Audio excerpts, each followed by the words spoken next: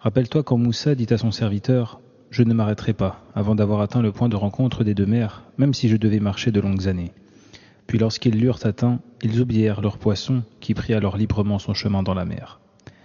Lorsqu'ils eurent ensuite dépassé cet endroit, il dit à son serviteur « Apporte-nous notre déjeuner, car ce voyage nous a vraiment fatigués. » Le serviteur lui dit « Vois-tu, lorsque nous avons pris refuge près du rocher, j'ai oublié le poisson. Le diable seul m'a fait oublier de te le rappeler, et il a curieusement pris son chemin dans la mer. » Moussa dit « Voilà ce que nous cherchions. » Puis ils retournèrent sur leurs pas en suivant leurs traces. Ils trouvèrent ainsi l'un de nos serviteurs à qui nous avions accordé une grâce de notre part et enseigné une science venant de nous.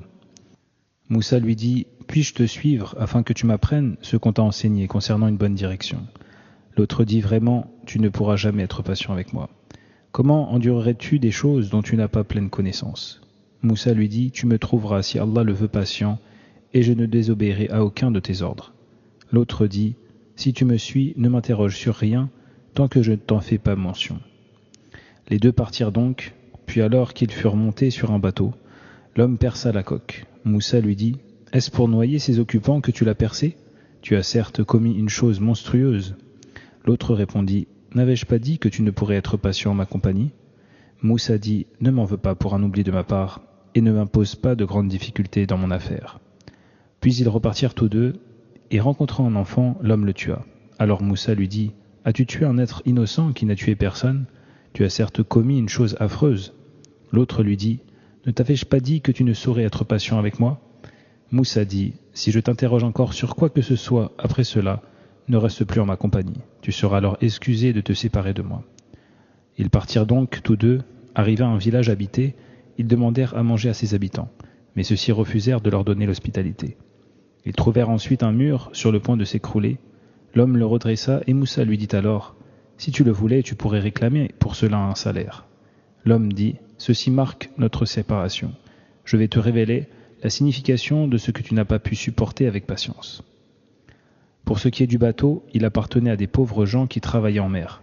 Je voulais donc le rendre défectueux, car il y avait sur leur chemin un roi qui saisissait de force tout bateau en bon état. Quant au garçon, ses parents étaient croyants, et nous avons craint qu'il ne les entraîne vers la rébellion et la mécréance. Nous avons donc voulu que leur Seigneur le remplace par un enfant plus vertueux et plus affectueux envers eux. Le mur enfin appartenait à deux orphelins de la ville. Un trésor leur appartenant se trouvait dessous, et leur père était un homme vertueux. Ton Seigneur a donc voulu qu'une fois grand, ils découvrent leur trésor par une miséricorde de ton Seigneur. Je n'ai pas fait cela de ma propre initiative, voilà l'explication de ce que tu n'as pas pu endurer avec patience.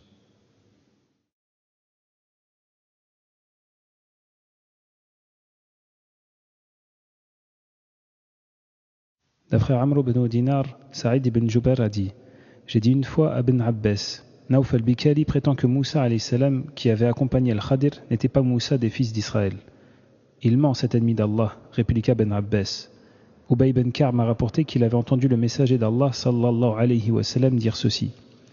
Une fois Moussa se leva pour prêcher les fils d'Israël. On l'interrogea alors, qui est le plus savant des gens ? Moi, répondit-il. D'où Allah lui reprocha cette réponse qui ne reporte pas le savoir à lui. Puis il lui révéla ceci. Il y a au confluent des deux eaux un homme parmi nos hommes qui est plus savant que toi. Ô Seigneur, implora Moussa, comment le rencontrer ? Prends avec toi un poisson que tu mettras dans un panier, lui expliqua-t-on, et une fois ce poisson perdu, tu trouveras l'homme. En effet, Moussa alayhi salam prit un poisson dans un panier et partit avec son jeune compagnon, Yushua ibn Nun. À leur arrivée à un rocher, ils s'allongèrent et succombèrent au sommeil, et le poisson de se faufiler du panier. Il tomba dans la mer et y prit sa course. Allah arrêta le cours d'eau autour du poisson, de sorte à former une espèce de lucarne. Quand Moussa alayhi salam fut réveillé, son compagnon oublia de le mettre au courant de ce qui s'était passé. Ils continuèrent donc à marcher durant la journée et la nuit. Le lendemain matin, Moussa alayhi salam dit à son jeune compagnon « Apporte le déjeuner, ce voyage nous a fatigués. » Or Moussa alayhi salam n'avait senti la fatigue le regagner que lorsqu'il dépassa l'endroit auparavant fixé par Allah. « As-tu vu lorsque nous nous sommes mis sous le rocher ?» dit le jeune compagnon. « C'est là-bas que j'ai oublié le poisson. Le démon seul m'a fait oublier d'y penser.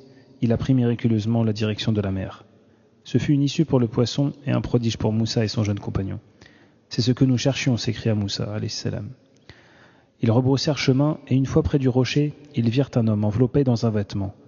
Moussa alayhi salam prononça le salam. « Comment » demanda Al-Khadir. est-ce possible que le salam soit en usage dans ton pays ? Mais je suis Moussa, Moussa des fils d'Israël ? Oui, répondit Moussa avant de reprendre. Je suis venu à toi pour que tu m'enseignes de l'enseignement de la voie droite que tu as reçu. Tu ne pourras être patient avec moi, ô Moussa, dit Al-Khadir. J'ai une partie de la science d'Allah que tu ne connais pas, et toi tu as une science qu'il t'a enseignée et que je ne connais pas. Tu me trouveras patient si Allah le veut, et je ne te désobéirai en aucun cas. À ces mots, Al-Khadir dit à Moussa alayhi salam, eh bien si tu insistes à me suivre, ne me questionne sur rien, tant que je ne t'en parle pas moi-même. Sur ce, ils prirent le chemin de la côte, et un bateau de passer devant eux. Ils demandèrent alors à ses occupants de les prendre avec eux. On reconnut Al-Khadir, d'où on accepta de les embarquer gratuitement. Une fois à bord, Moussa alayhi salam fut surpris de voir Al-Khadir en train d'enlever à coups de hache quelques planches du navire. « Ces gens nous ont embarqués gratuitement, lui dit-il, et te voilà en train de s'aborder pour noyer ses occupants. Ne t'ai-je pas dit, répliqua Al-Khadir, que tu ne pourrais être patient avec moi ? Ne m'en veux pas d'avoir oublié. » Ce fut le premier oubli de la part de Moussa alayhi salam. Un oiseau vint se poser sur le bord du bateau et piqua son bec 1 ou 2 fois dans la mer. Al-Khadir dit « Ô Moussa, ta science et la mienne n'ont été prises de la science d'Allah que comme la goutte qui vient d'être puisée de la mer par cet oiseau. » Ils quittèrent ensuite le navire, puis au cours de leur marche le long du rivage, Al-Khadir vit un enfant en train de jouer avec d'autres enfants. Il mit la main sur la tête de l'enfant et la lui arracha. « Mais tu viens de tuer une âme innocente sans qu'il y eût crime de sa part, fut la réaction de Moussa alayhi salam. Tu viens de commettre une énormité. Ne t'ai-je pas dit que tu ne pourrais être patient avec moi ? Cela est plus grave que le premier oubli. Si désormais je t'interroge sur quoi que ce soit, ne me laisse pas t'accompagner, je t'en aurai moi-même fourni l'excuse. » Ils reprirent leur chemin, et une fois dans un village, ils demandèrent à ses habitants quelque chose à manger, mais on leur refusa l'hospitalité. Après quoi ils virent un mur sur le point de s'écrouler. Al-Khadir le redressa. Moussa alayhi salam dit « Ce sont des gens qui ont refusé de nous donner à manger et à nous accorder l'hospitalité. Que n'as-tu consenti à prendre pour ce travail et un salaire ?»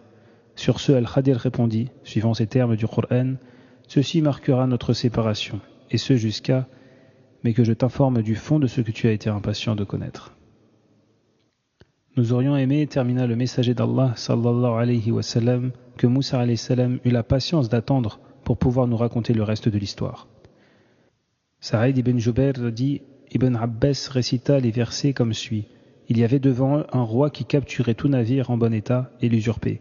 Pour ce qui est du jeune homme, il était dénégateur, tandis que ses pères et mères croyants.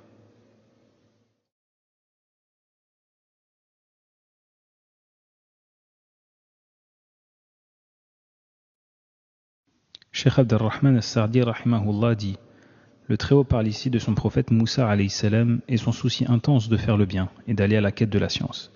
Pour ce faire, il a dit à son valet, qui l'accompagnait toujours dans ses déplacements et sa sédentarité, à savoir Yusha' ibn Nun, à qui Allah a inspiré la révélation après lui. Je ne cesserai de marcher que lorsque j'aurai atteint le confluent des 2 mers. C'est-à-dire que je ne cesserai de marcher, même si ma quête est longue et pénible, jusqu'à ce que j'arrive au confluent des 2 mers, à savoir l'endroit où Allah lui a inspiré qu'il allait y trouver un de ses serviteurs, possédant une science qu'il ne possède pas. Dussé-je y mettre des années, c'est-à-dire même si la distance est longue.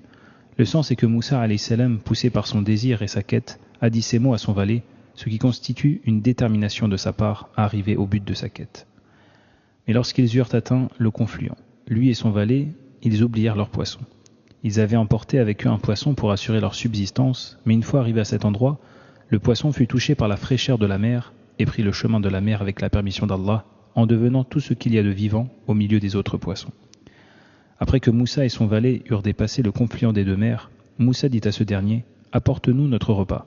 Cette étape nous a durement éprouvés. » C'est-à-dire que nous avons éprouvé de la fatigue durant cette distance parcourue après notre dépassement du confluent des 2 mers.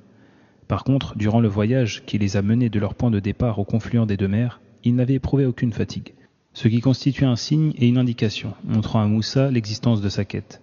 En outre, le désir d'arriver à cet endroit leur a facilité leur voyage. Mais une fois le but de leur voyage dépassé, ils ont commencé à ressentir les effets de leur voyage. Après que Moussa alayhi salam eut demandé à son valet de leur apporter le poisson pour se restaurer, ce dernier lui a répondu « Te souviens-tu, lui dit-il, lorsque nous nous sommes abrités près du rocher ? Eh bien c'est là où je n'ai plus prêté attention au poisson. C'est-à-dire, ne sais-tu pas que lorsque la nuit nous a amenés à nous réfugier devant ce rocher, et nous avons fait halte, eh bien c'est là où je n'ai plus prêté attention au poisson, et c'est certainement le diable qui m'a empêché de m'en rappeler. Car c'est lui la vraie cause de cet oubli. C'est alors que le poisson a repris miraculeusement son chemin vers la mer. C'est-à-dire qu'une fois qu'il s'est faufilé dans la mer, y est entré, cela fut une cause d'émerveillement. Les exégètes ont dit « Ce passage du poisson dans la mer fut un miracle pour le poisson et un objet d'étonnement pour Moussa et son valet. » Dès que le valet de Moussa lui révéla la perte du poisson, Moussa, à qui Allah a promis de trouver le Khadir à l'endroit où il perdra le poisson, dit à son valet « Eh bien, c'est justement ce que nous cherchions.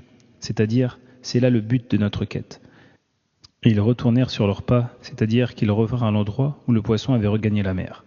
Une fois arrivés, ils trouvèrent un des serviteurs vertueux d'Allah, en l'occurrence Al-Khadr, qui avait été touché par notre grâce, c'est-à-dire à qui Allah a accordé une miséricorde particulière grâce à laquelle sa science a augmenté et son comportement s'est sanctifié, et à qui nous avions enseigné une science émanant de notre part. Cet homme avait reçu une science que Moussa n'avait pas reçue, même si Moussa alayhi salam avait plus de connaissances que lui sur beaucoup de questions, comme dans les sciences de la foi et les principes de la religion, car il faisait partie des prophètes doués de fermeté, à qui Allah a donné la supériorité sur toutes les créatures, avec la science et le comportement et autres faveurs. Lorsque Moussa alayhi salam rencontra ce personnage, il lui dit à titre de politesse et de consultation « Puis-je te suivre pour que tu m'enseignes un peu de la sagesse à laquelle tu as été initié ? C'est-à-dire, pourrais-je te suivre pour que tu m'apprennes ce qu'Allah t'a appris grâce à quoi je pourrais être guidé, orienté et distinguer la vérité dans ces questions ?» Il y a lieu de préciser qu'Al-Khadir avait reçu comme inspiration et prodige ce qui lui permettait de connaître la réalité et l'aspect caché de beaucoup de choses inconnues aux hommes, y compris à Moussa alayhi salam. Al-Khadir répondit à Moussa « Je ne vois aucun inconvénient à ce que tu me suives, mais tu n'aurais jamais assez de patience pour rester en ma compagnie.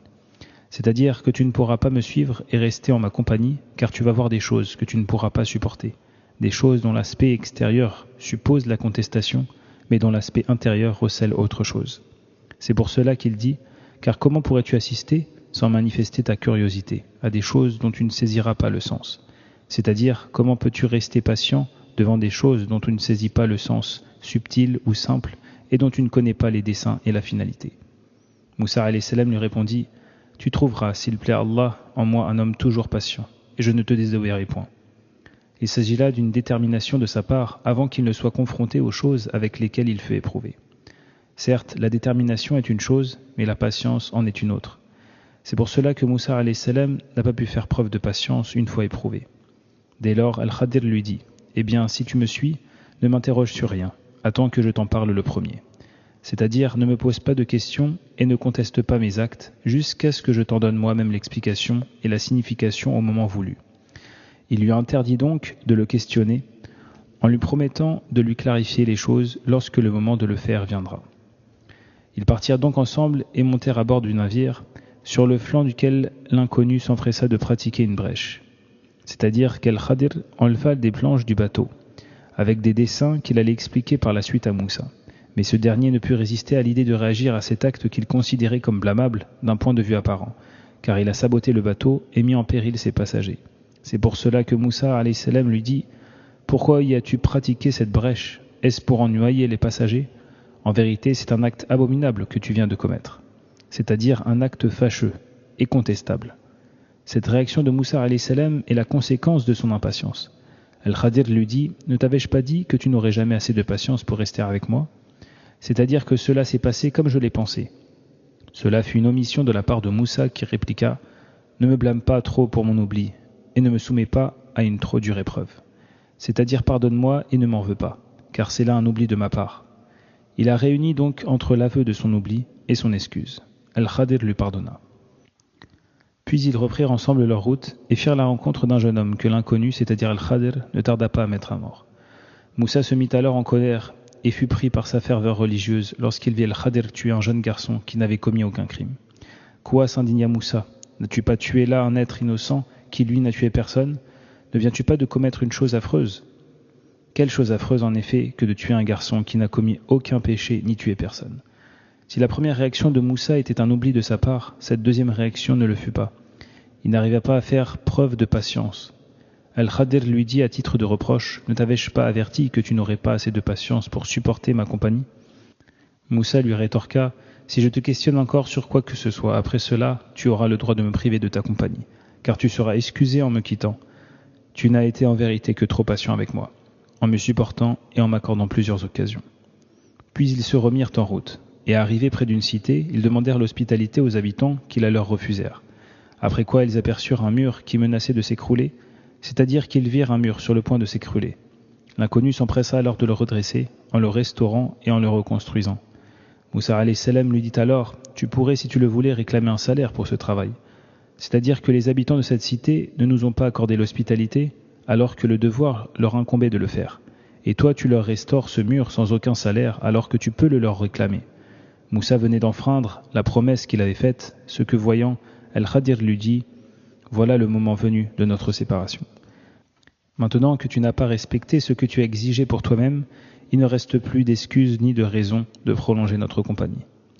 Je vais cependant t'éclairer sur la signification des choses que tu as été impatient de savoir. C'est-à-dire, je vais t'informer sur la signification des choses dont tu m'as contesté l'accomplissement, en te montrant que j'avais des raisons et des desseins pour faire cela. Pour ce qui est de la barque dans laquelle j'ai pratiqué une brèche, elle appartenait à de pauvres gens qui travaillaient en mer, ce qui implique de la compassion et de la bienveillance envers eux. J'ai voulu lui donner l'apparence d'être défectueuse parce que derrière eux, il y avait un roi qui s'emparait de toute embarcation et l'usurpait. C'est-à-dire qu'à chaque fois qu'une barque en bon état passait sur le territoire maritime de tel monarque oppresseur, les s'en emparait et se l'appropriait injustement. Aussi j'ai voulu la rendre défectueuse en y pratiquant une brèche afin de la soustraire à l'usurpation de ce tyran. Quant au jeune homme que j'ai tué, il avait pour père et mère de bons croyants. Nous eûmes peur qu'il ne les entraînât dans sa rébellion et son impiété. Il faut dire qu'il était décrété et prédestiné que si ce jeune garçon arrivait à maturité, il entraînerait ses parents dans son impiété et sa désobéissance, soit par amour et attachement pour lui, soit par besoin de lui. C'est-à-dire que je l'ai tué parce que j'ai été informé de cela, afin de préserver la foi de ses parents croyants. Et quel avantage est plus grand que cet avantage? En effet, même si la disparition de ce garçon sera considérée comme un préjudice pour ses parents et une coupure de leur postérité, il n'en demeure pas moins qu'Allah leur donnera comme enfant ce qui sera meilleur que lui. C'est pour cela qu'il dit « Nous voulûmes que leur Seigneur leur donna à sa place un fils plus vertueux et plus affectueux. » C'est-à-dire un garçon vertueux, affectueux et obéissant à ses parents. Car si le garçon tué avait atteint l'âge de la puberté, il leur aurait désobéi et les aurait incités à la mécréance et à la rébellion. Pour ce qui est du mur que j'ai reconstruit, il appartenait à 2 orphelins de la ville et ils recelaient à sa base un trésor qui leur revenait. Comme leur père était un homme vertueux, c'est-à-dire que leur situation implique la miséricorde et la compassion envers eux, en raison du fait qu'ils étaient petits et orphelins. En outre, Allah les a protégés en raison de la piété de leurs parents. Ton Seigneur, dans sa bonté, a voulu qu'ils ne puissent le déterrer qu'à leur majorité. C'est-à-dire que c'est pour cela que j'ai démoli le mur, pour en extraire le trésor qui était enfoui avant de le reconstruire bénévolement. J'ai fait cela par miséricorde de la part d'Allah. Je n'ai donc rien fait de mon propre chef, c'est-à-dire que ces actes-là ne relèvent pas de ma propre initiative, ni n'émanent de ma volonté, mais relèvent de la miséricorde d'Allah et de son commandement. Voilà toute l'explication que tu n'as pas eu la patience d'attendre.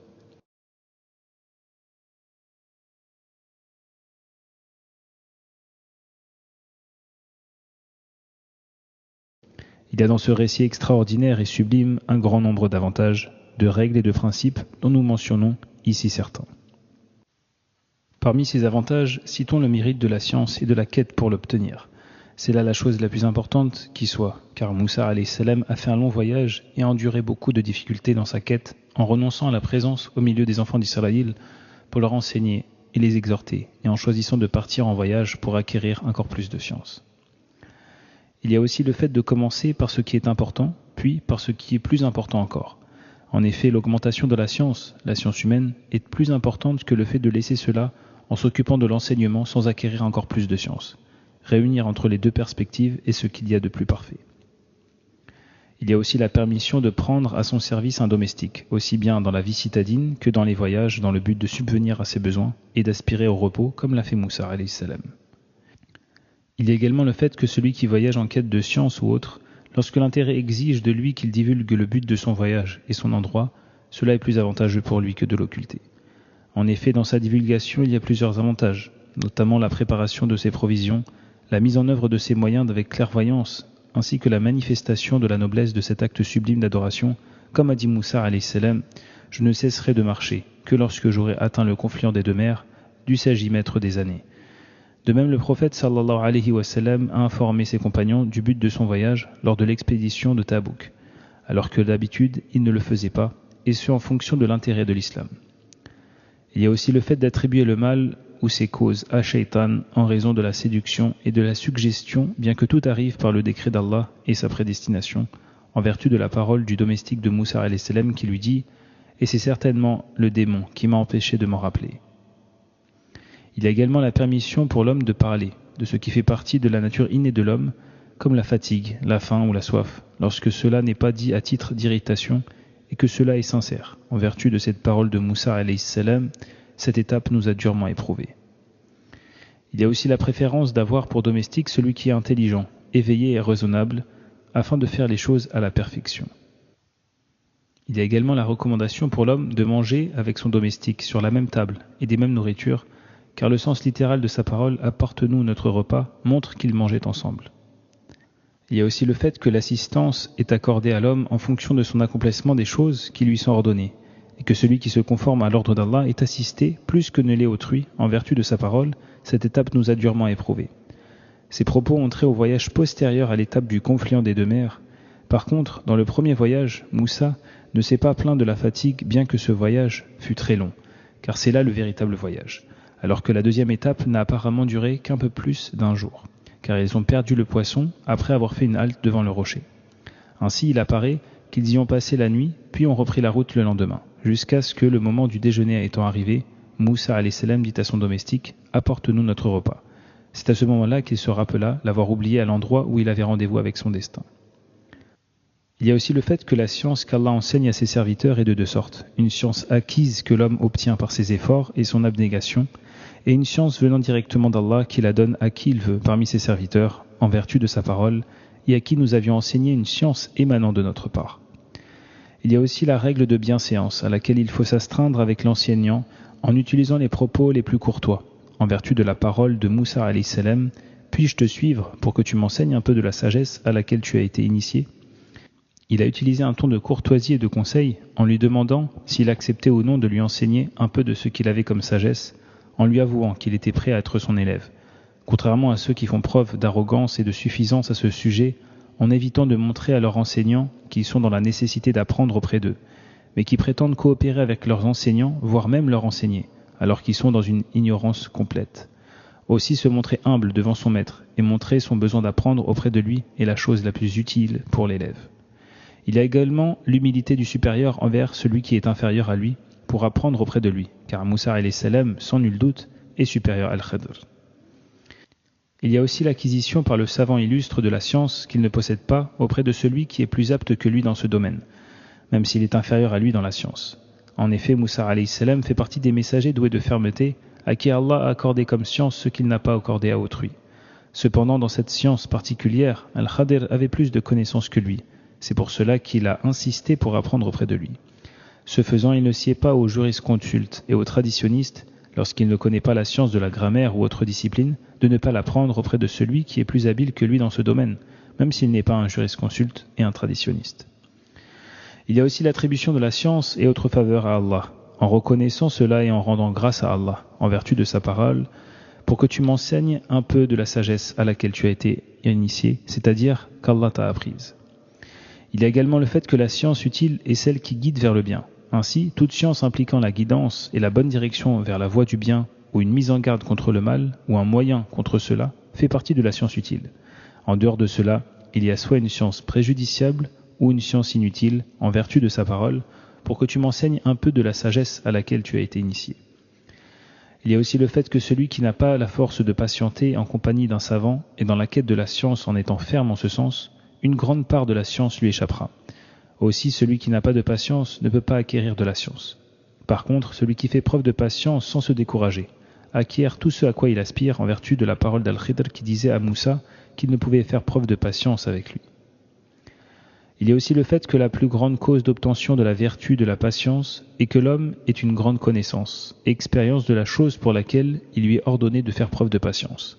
Sinon, celui qui ne connaît rien d'une chose ou dont il ne connaît ni le but, ni le résultat, ni son utilité ou ses conséquences, celui-ci ne possède pas la cause de la patience. En vertu de sa parole, comment pourrais-tu assister sans manifester ta curiosité à des choses dont tu ne saisiras pas le sens ? Il a fait en sorte que la cause de son impatience soit sa méconnaissance de la chose à laquelle il aspire. Il y a également l'ordre de faire preuve de retenue et de fermeté, et de ne pas se hâter de donner un jugement avant de connaître ses tenants et aboutissants. Il y a aussi le fait de subordonner les choses futures qui ont trait aux actes des hommes à la volonté divine, et que l'homme ne doit jamais dire d'une chose qui va la faire dans le futur sans y ajouter si Allah le veut. Il y a aussi le fait que la résolution de faire une chose ne veut pas dire la faire, car Moussa alayhi salam a dit « Tu trouveras en moi, s'il plaît à Allah, un homme toujours patient ». C'est ainsi que Moussa alayhi salam a résolu de faire preuve de patience sans pouvoir le faire. Il y a aussi le fait que lorsque le maître voit que l'intérêt exige de faire de l'autosuggestion avec l'élève, qu'il s'abstienne de poser des questions à cet élève au début de son enseignement, afin que ce soit lui-même qui les lui inspire, car l'intérêt en découle, comme par exemple lorsque l'entendement de l'élève est faible, lorsqu'il lui interdit de poser des questions sur des choses alors qu'il y en a d'autres plus importantes, ou qu'il pose des questions sur des choses n'ayant aucun rapport avec le sujet. Il y a aussi la permission de prendre la mer dans des situations où on ne craint pas pour sa sécurité. Il y a aussi le fait que l'homme n'a aucun reproche à se faire lorsqu'il oublie, que ce soit vis-à-vis d'Allah ou des hommes, en vertu de sa parole, ne me blâme pas trop pour mon oubli. Il y a aussi le fait que l'homme doit savoir pardonner aux gens leurs comportements et ne pas les charger de ce qu'ils ne peuvent supporter ou qui peut les gêner, car cela est de nature à les faire dégoûter et fuir de lui. Bien plus, il doit opter pour ce qui est facile, afin de faire passer plus facilement son message.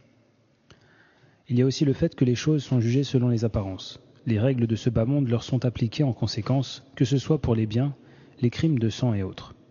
En effet, Moussa alayhi salam a contesté à Al-Khadir la pratique de la brèche dans la barque et ce qu'il a fait aux jeunes garçons, car ces choses-là en apparence sont blâmables, et Moussa alayhi salam ne pouvait se taire en les voyant se produire, même s'il n'était pas en compagnie d'Al-Khadir.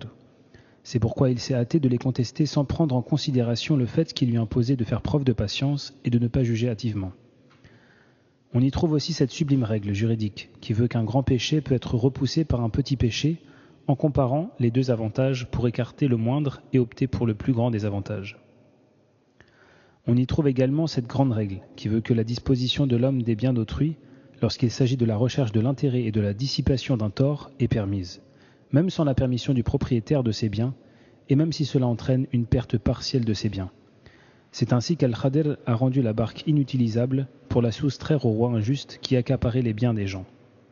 Ce faisant, s'il y a un incendie, une inondation ou autre dans la maison de quelqu'un ou dans ses biens, et que la perte d'une partie de ses biens ou la démolition d'une partie de sa maison peut sauver le reste, il est permis, voire légal à l'homme, de faire cela pour préserver les biens d'autrui. Il en est de même lorsqu'un tyran veut prendre les biens d'un autre et que quelqu'un lui donne quelques biens pour sauver le reste. Cet acte est permis, même sans autorisation. Il y a aussi le fait que le travail de la mer est permis, tout comme il est permis sur terre, en vertu de sa parole. Elle appartenait à de pauvres gens qui travaillent en mer. Leur travail en mer n'a pas été contesté. Il y a aussi le fait que le pauvre peut avoir des biens qui ne lui suffisent pas, tout en étant appelé pauvre, car Allah nous a dit que ces pauvres gens avaient une barque. Il y a aussi le fait que le meurtre fait partie des plus grands crimes, en raison de sa parole concernant le jeune garçon « Ne viens-tu pas de commettre une chose affreuse ?» Il y a aussi le fait que la mise à mort selon la loi du talion n'est pas contestable en vertu de sa parole, qui lui n'a tué personne. Il y a aussi le fait que l'homme vertueux est protégé par Allah dans sa personne et ses enfants. On y trouve aussi le fait que le travail au service des hommes vertueux, ou de ceux qui les concernent, est meilleur qu'avec autrui, car le Très-Haut nous dit que la cause de la découverte de leur trésor et de la restauration du mur est que leur père était un homme vertueux. Il y a aussi le fait d'utiliser la politesse avec Allah dans ses paroles et ses expressions. Car Al-Khadir a attribué la pratique de la brèche à sa propre personne en disant « J'ai voulu lui donner l'apparence d'être défectueuse ». Quant au bien, il l'a attribué à Allah en disant « Ton Seigneur, dans sa bonté, a voulu qu'il ne puisse le déterrer qu'à leur majorité ». C'est ainsi qu'Ibrahim alayhi salam a dit « Lorsque je tombe malade, c'est lui qui me guérit ». De même que les djinns ont dit « Aussi, nous ne savons guère si les habitants de la terre sont voués au malheur ou si leur Seigneur veut les mettre sur la voie du bonheur. Cela bien que tout soit soumis au décret d'Allah et à sa prédestination. Il y a aussi le fait que l'homme ne doit jamais quitter son compagnon en quelque circonstance que ce soit, et laisser sa compagnie jusqu'à ce qu'il lui fasse des reproches et s'excuse de ne plus l'accompagner, comme l'a fait Al-Khadir avec Moussa, alayhi salam. Il y a également le fait que la conformité de l'homme avec son compagnon dans des choses qui ne sont pas interdites est de nature à perpétuer leur amitié et la renforcer, tout comme le manque d'accord est la cause de la séparation entre eux. Il y a aussi le fait que ces choses accomplies par Al-Khadir sont des décrets purs d'Allah qui se sont manifestés à travers la personne de cet homme pieux afin que les hommes déduisent les subtilités de sa compassion dans ses jugements, et qu'ils sachent qu'il décrète à ses serviteurs des choses qu'ils détestent, alors que c'est bénéfique pour leur religion, comme c'est le cas pour le jeune garçon, ou que c'est dans l'intérêt de leur vie profane, comme c'est le cas de la barque. Il leur montre des exemples de sa compassion et de sa générosité, afin qu'ils agissent en connaissance de cause, et qu'ils soient satisfaits de ces décrets qui leur sont pénibles.